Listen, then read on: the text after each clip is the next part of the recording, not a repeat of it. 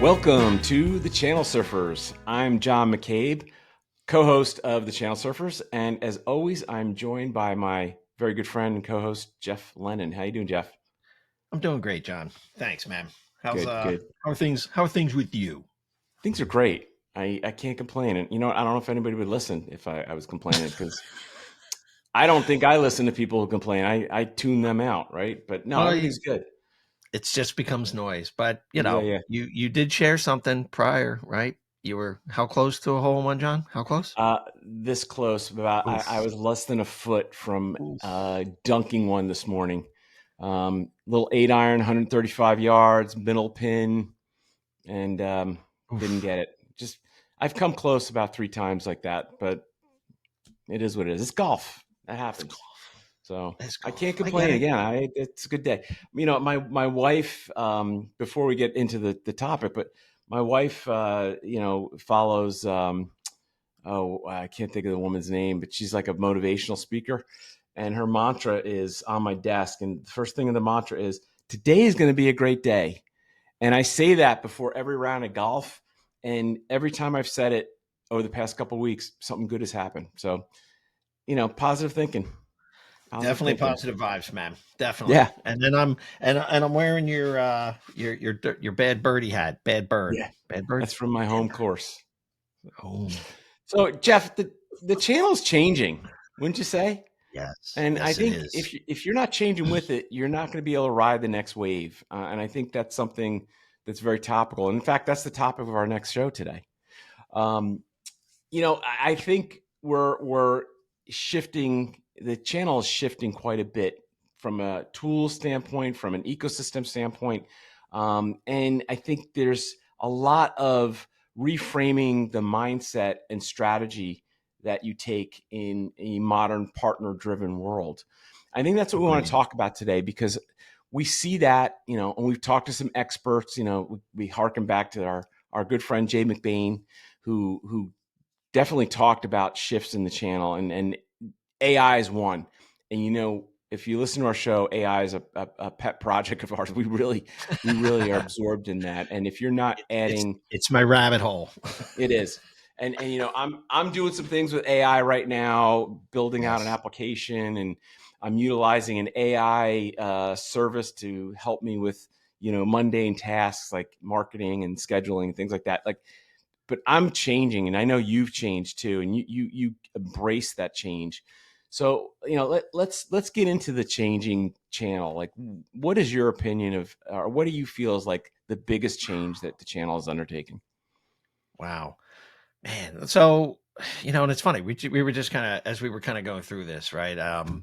I we this is kind of an add on to the podcast that we just recently did, where we were talking about the channel and the ecosystem and really what the play is, and we were pulling from that study from on media with Jay McBain, and I think for me, what I'm seeing is the shift, right? So you just mentioned about AI and everything.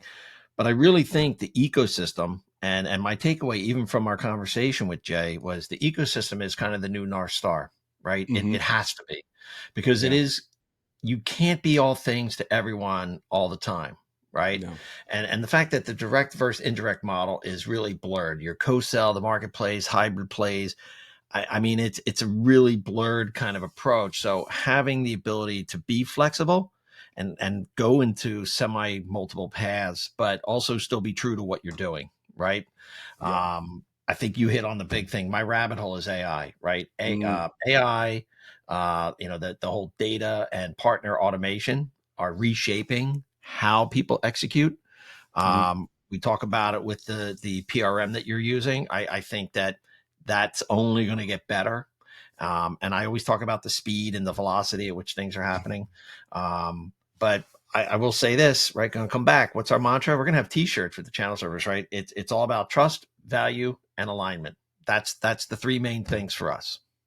For sure. I mean, and that's a very common thread, a theme throughout all of our shows. Like, we talk about that, but it really is what ties everything together. Yeah, like, let's just get back to like AI as an Ooh. example of the changes here. And like, I'm starting to see that AI is affecting the way people do business or work in the channel. You made it. You told me a stat the other day about a company. I forget which. It was at Accenture, and they're laying off a tremendous amount of employees because 11 AI is going to do 11,000. some of the work that they 11,000. do. What's it? Yeah, 11,000. I think it was 11,000. 11,000. Was it Accenture? It was Accenture. I mean, you think about it. Now they're gonna come. Now they're gonna come beat us up. So that'll be fun. You look at what the last show that we did. We were talking about ecosystem and the role that a GSI has in an ecosystem, right?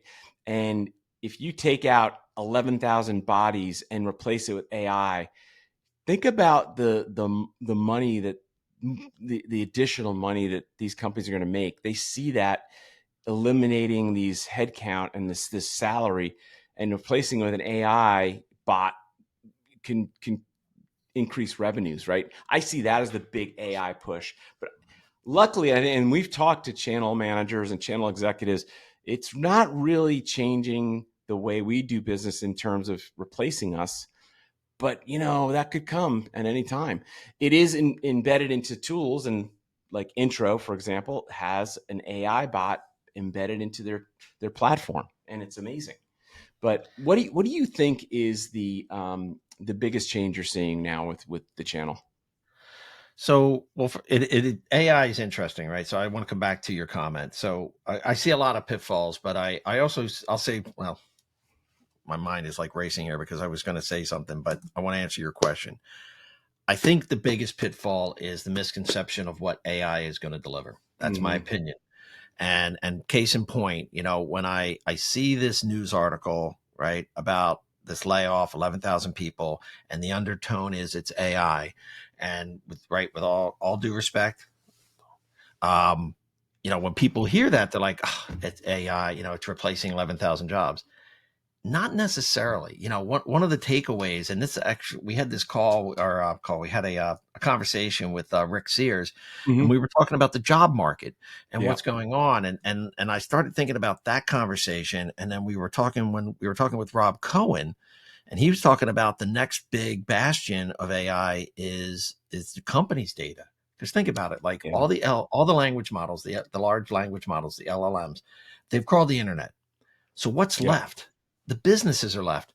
Here's what I see happening, and what I think is happening at Accenture. You're going to see it happen across every large company.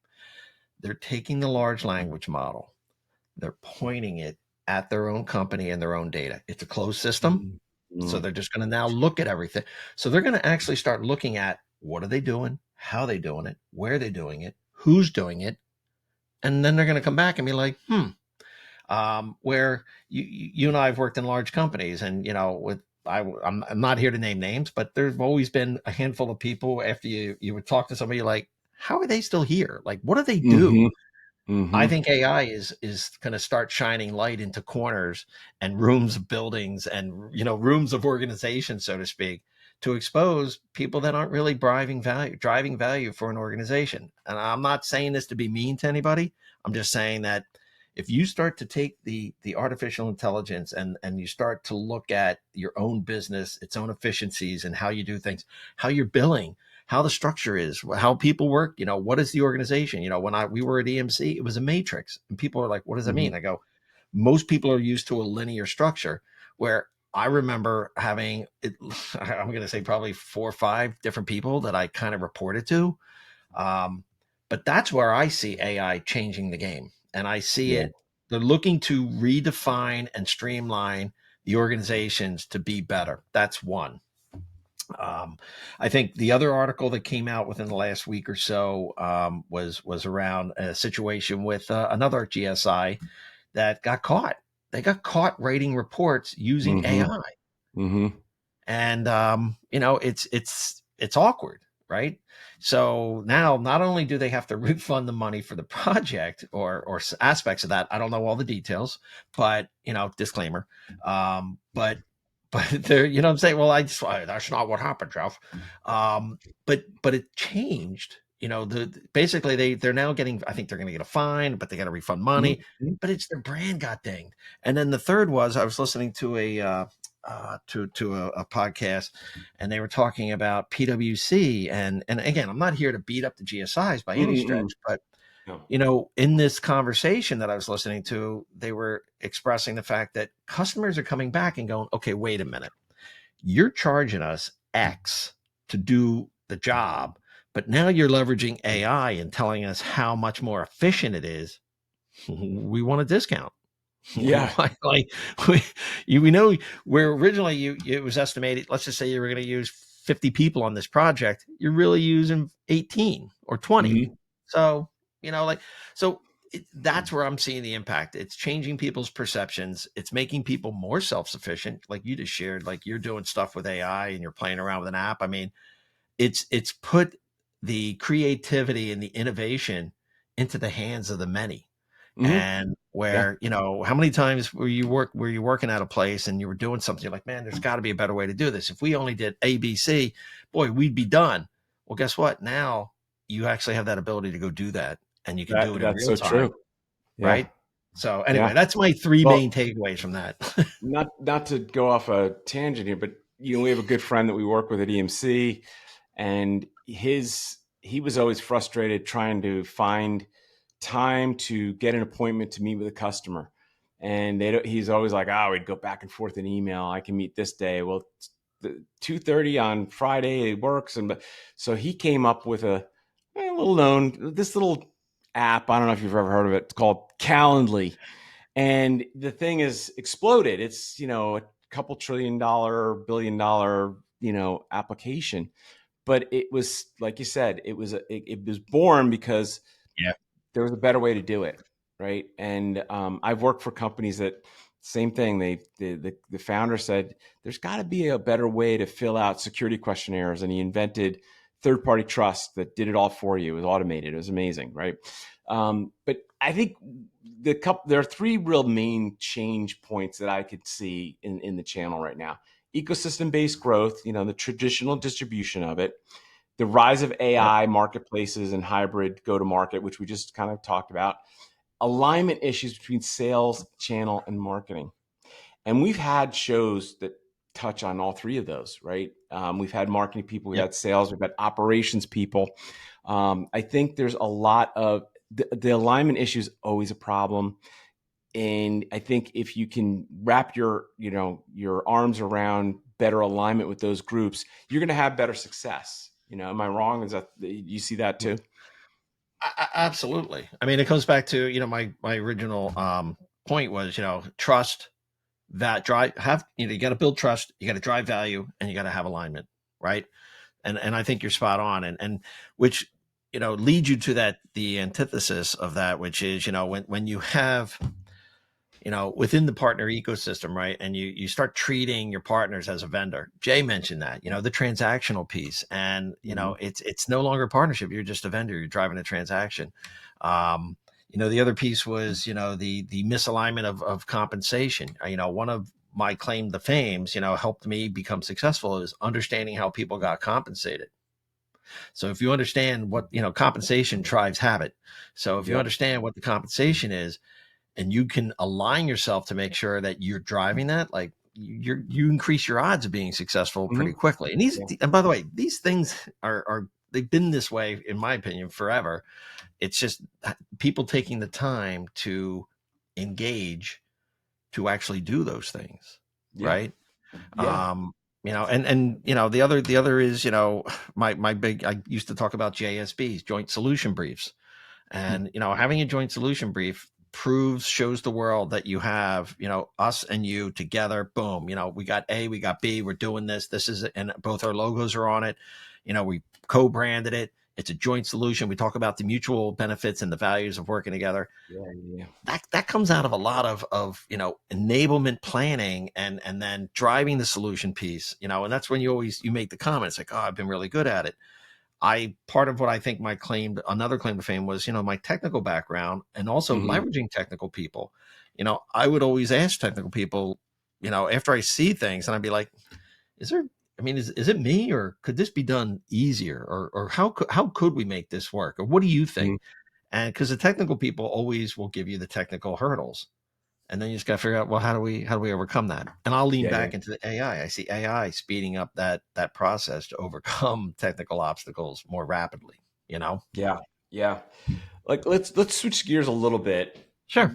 In terms of change, and if you're not adopting or adapting to change, I should say, you're going to be left behind. I think you've got to embrace change, or you just won't go anywhere, right? But where do you see like teams struggling in the Ooh. channel to handle the change? Where do you see that struggle? I think it's still the same challenge that it's been. The biggest challenge I see is misalignment between Hmm. sales, marketing, and channel. Um, I really think it's that triad, and the bigger challenge is with the automation that's coming, and the pervasiveness of AI. I'm seeing the marketing kind of bleeding into other things where they're like, oh, we don't need as much of that. I still think you need somebody with a marketing mindset. And there's a few people that can do it all. I get it, right? There's people that have the ability to kind of jump and flex between them, but I would say it's the misalignment between those three groups, and not having clear um, executive sponsorship around how you're going to market. Because if the channel's an afterthought, you're going to fail, because sales doesn't always want to know how to Yeah. work. It doesn't know or doesn't want to work with the ecosystem, because they think that they're going to go to market and they're going to be a champion, not realizing this interoperability thing is Yeah. is really Yeah. where the play is. Hmm. um, I already talked about the working with partners, and not treating them like a transaction, but treating them as co-creators in the process, right? There used to be a I term like where that. you want to get buy-in, and the buy-in is, Mm. hey, you're creating this together, right? Yeah, yeah, I like that. What about some tactical improvements that would help, the way we work in the channel? Like, co-selling motion design, like that comes to mind. What else do you think is a good tactical Ooh. improvement? So, and this is actually, I think this is something that I know you're going to be happy with, or at least my thought is. So when you're trying to build something out, right, you got to be able to share information. You got to be able to not only have a plan, but that plan Yeah. and the execution of it, right? So having like, and I hate to use the word dashboards, but being able to have a shared dashboard, have shared information about the deal flow, the activity, the enablement process.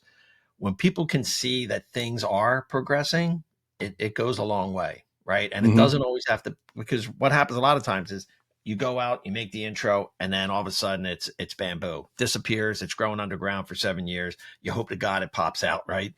Hmm. But having that visibility piece, I think, is really important. Um, I also think, and I stole this part of this is I was listening to Herzivek, building outcomes. So not just going after joint logos, right? Don't just go out to try to build a bunch of like, because I get it that that's a way that you motivate people, but you're not just building logos. You're trying to find joint solution outcomes, and the outcomes, Hmm. and building those outcomes with somebody. That's what's really going to sell, because that's where you've actually you're proving case by solving a problem. Yeah. And this comes back to the communication. So if you're sharing, you have dashboards, you're sharing information, you're talking about it, right, where things are at, and you've also aligned on the strategy, right, and you're driving outcomes. I think that's tactically how you can be better, right? Mm. um, and then I would say my compensation, making sure I come back to that all the time, because I Sure. really think that That's that it's important. That's over. why we do this, right? Well, but I think it's overlooked that you're not Hmm. like, I want, and this sounds again very altruistic. You talk to people and you're like, I really do want everybody to win. I want to try to make sure that we win, the partner wins, the customer wins. And it's just, that's very cliche. Yeah, but it's true. Like Yeah. and sometimes not everybody's going to win to the level that you might hope or expect.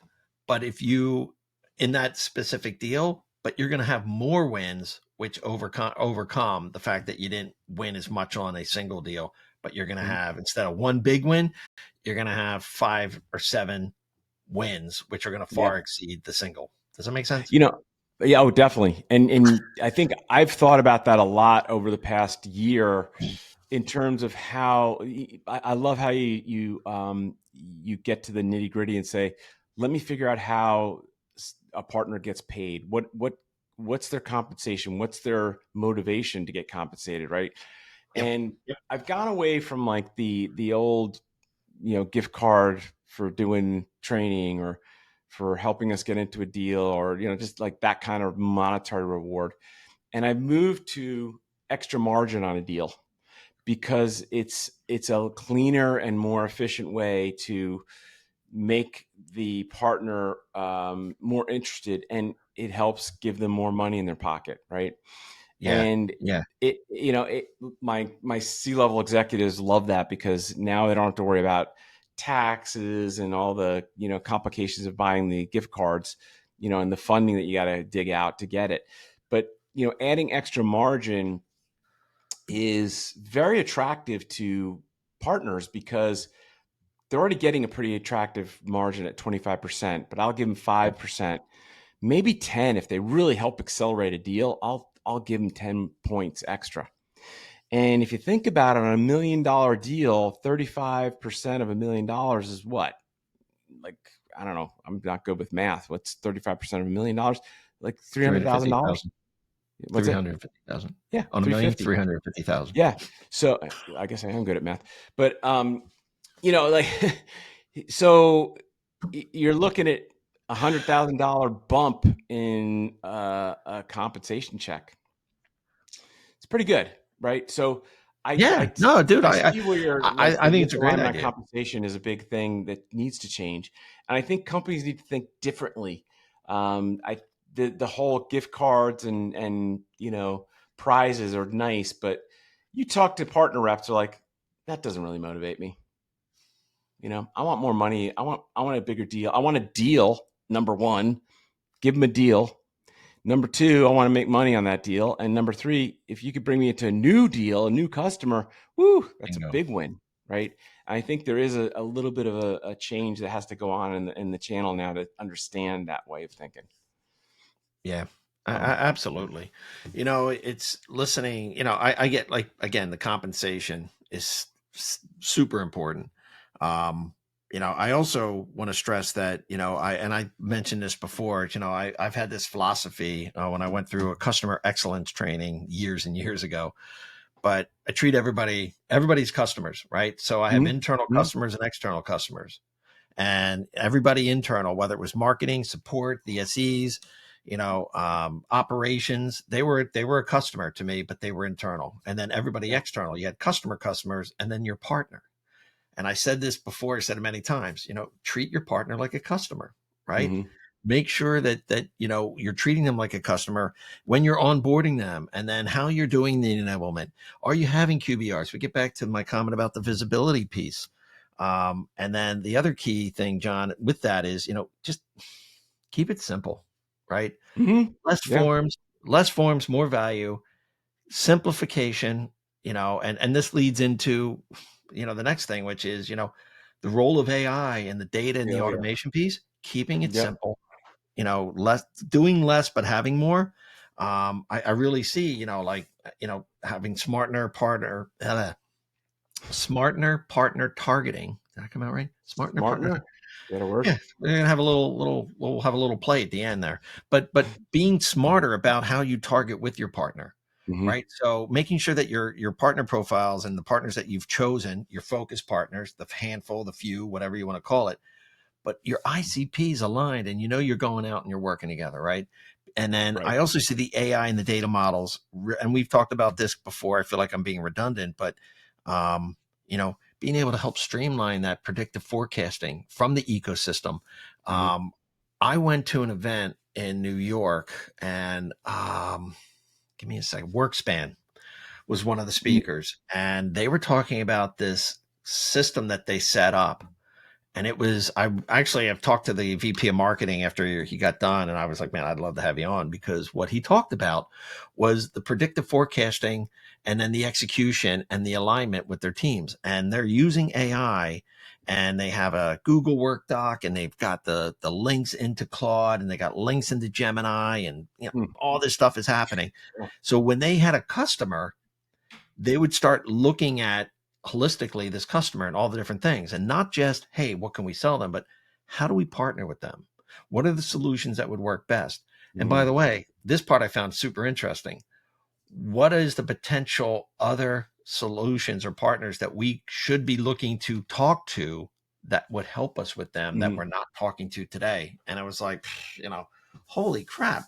So all of a sudden, and again, to me, it's not just thinking, it's thinking strategically, but it's also thinking, holistically. How do you go get this client and really become, a partner for that client for a longer term, Hmm. So Yeah, it's the yeah, trusted advisor role, right? And getting close. And WorkSpan's really smart to do that because they are living the near-bound methodology. They're getting as close to the customer or the buyer and reaping the rewards because they're going to buy more from them, right? that's a good And point. that's built with the trust. But one of the things that comes to mind with the role of AI, I'm working with this tool called Motion, and it creates AI employees. And like, not that I want to replace anybody in the channel, but they could do like the mundane things, like they could create Bring me prospecting lists. coffee. Yeah, yeah. They could do marketing. They could do social media. They could do, it's like, it's an interesting concept. I don't know if it's going to work. I'm just getting into it, but I don't know if it's going to work the way I want it to work. Right. I think they sell it pretty hard that it's, Steve Jobs was successful because he had, admins that did all the mundane work for him. Yep.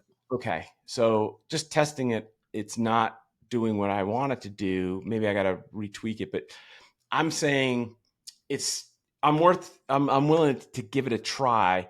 I don't Yeah. think it replaces a person in the future. I just don't think it does that. It can help do some little things, right? But um, you know, I think if you're utilizing AI like Workspan is, and finding, zeroing in on what is the perfect partner fit that you just talked about, that's a Yeah. better use of AI. It's not replacing anybody. It's helping you do your job better, which is the theme of our show, is to help people do their job better, right? It's zeroing in on that better way to sell and work and be better at what Yeah. you do. Well, it's the gathering of data, the gathering of the Mm-hmm. information about how you're going to communicate. What should you communicate? What are some of the contributing or leading factors that you may not be aware of if you're gathering a bunch of more information about the client? This goes back to an earlier podcast and potentially even a future one. But what I call hyper personalization that you're going to get from AI, both from an Mm-hmm. enablement perspective. So you already have partners and you have customers and you want to hyper enable them and training, one size does not fit all at the end of the Mm-hmm. day. And I think AI is going to reshape how people do training as well, because Mm. you want to That's be a able to get great in, purpose for AI. A great purpose. right? Yeah. And you're going to Mm-hmm. be able to navigate much faster to get things done. So that's where I see it. In fact, I made a note because I don't have it at the tip of my fingers, but there was a post, might have been earlier this week or last week. But basically it was somebody wrote it was an article about how people were replacing, a lot of companies started replacing channel people with AI.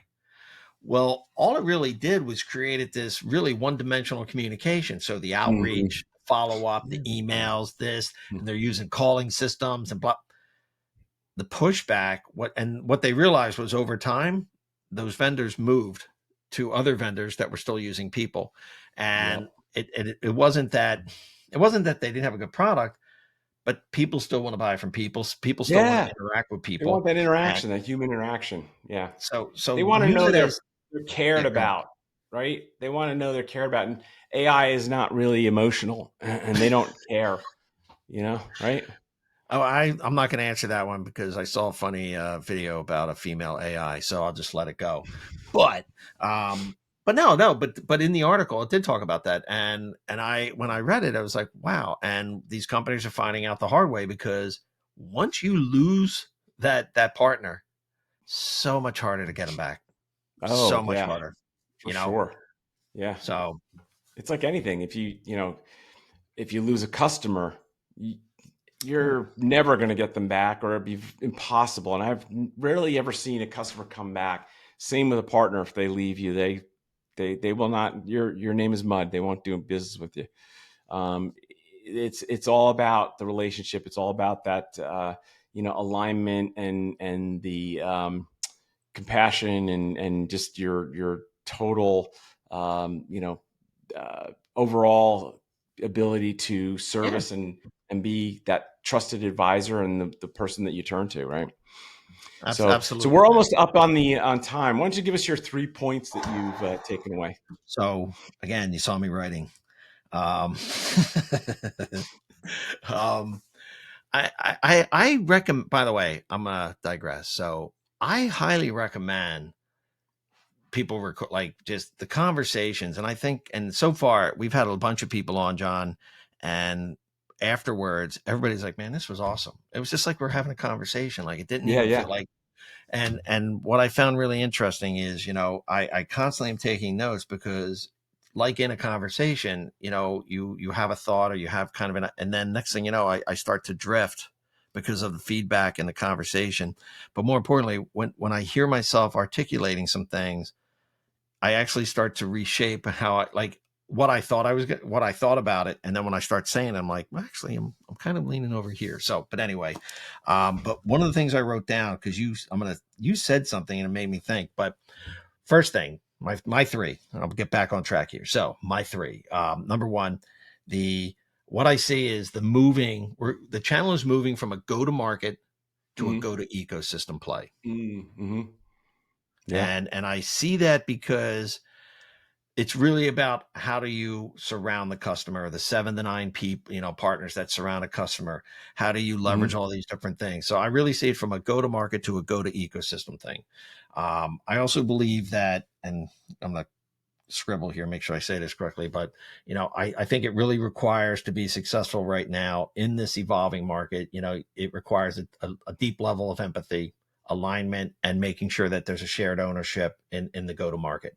Yeah, It's for got to sure. be shared. It's got to be shared. But I think empathy is been overplayed, or the word's been overused. But that whole seek first to understand, then to be understood. It's you do that from a position of empathy because you want to understand where somebody is first, and then once you Mm-hmm. do that, then you drive the alignment, and then you can make sure that you both own what you're doing. Um, And that point is so important in everything we do. Like, I just saw something about how, CISOs want to be sold to.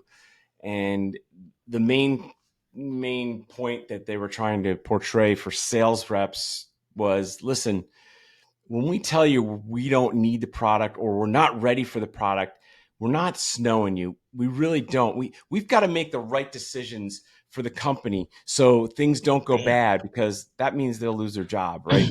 But it's all about that. Listen to me, understand what I need and when I need it, and then let's work towards that. But don't keep pinging me. Don't keep bothering me. Like, you're not a partner to me. You're just someone who's trying to make a buck. Let's partner and you're a be nuisance. exactly. You're someone who I want to, a trusted advisor that's going to help me through the sales cycle, right?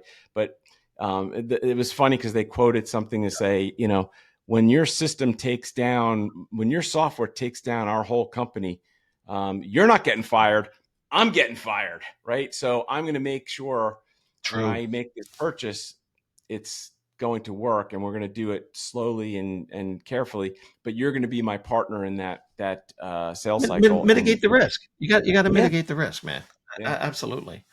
yeah.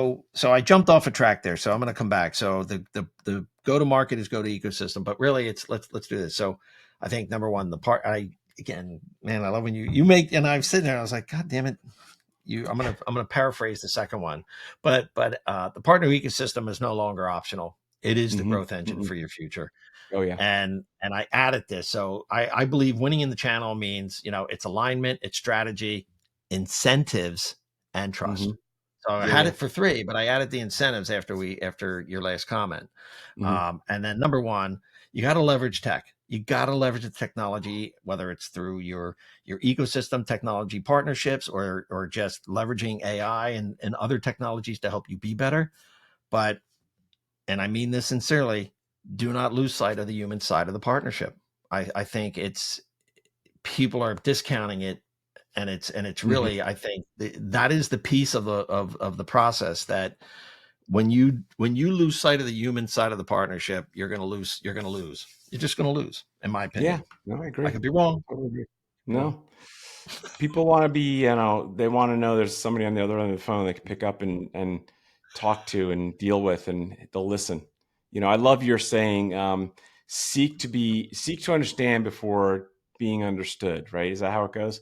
Stephen That. Covey, seek first to understand, Hmm. then to be understood. So Right. first hear where somebody's at, what they need, where they are, before you try to get them to understand what you're doing. Yeah. And it's one of the 7 habits. And, there's, always, focus with the end in mind. I mean, there's so many good things that came out of that have helped kind of shape my focus and my execution on things. But I really think that in hindsight, looking back, it's driving empathy, right? It's Hmm. really about, how are you driving the empathy with the organization, so you're understanding, because you just nail it, like, hey, if this thing f's up, I'm the one who's going to pay the price, so we're gonna Yeah. mitigate, we're gonna take a slow roll. Obviously we need to do things, but be respectful of that. So anyway. Yeah. I agree. Well, that actually wraps up what we wanted to cover about the changing channel and how you're riding the wave or crashing into the wave, so to speak. So, but listen, what do we have coming up next on the show, Jeff?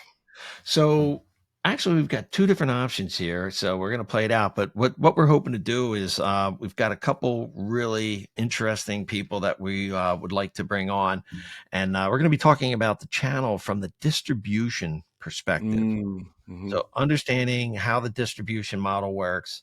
And right now we're kind of playing with which one we're going to put first. But at the end of the day, there's different aspects of how you engage from distribution. So somebody working at the distributor and how they execute and how they try to work with you and what their challenges are. And Yeah, then yeah. also the distribution partner manager within an organization. So coming from the other side.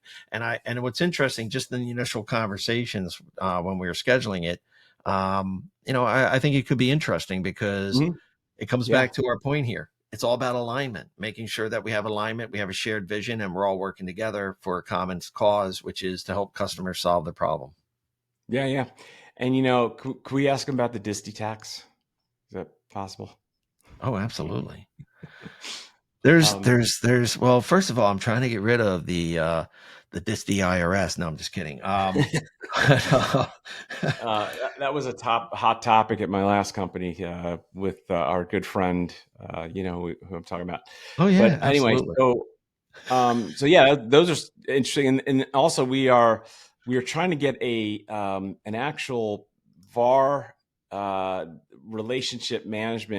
relationship management executive on to talk about how to do business with them, which I think is something very interesting. That whenever somebody's like giving you the secret code to operate, sit up and listen.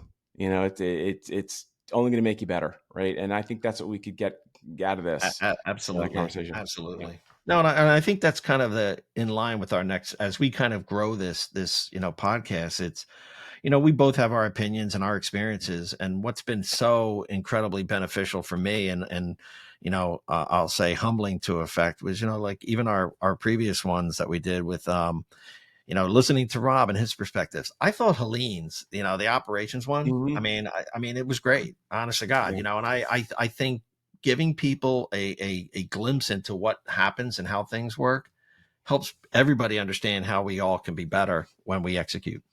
Absolutely. I'm a visual guy. I need to see it and to understand it, right? And Absolutely. even just b- designing or mapping out how it's done.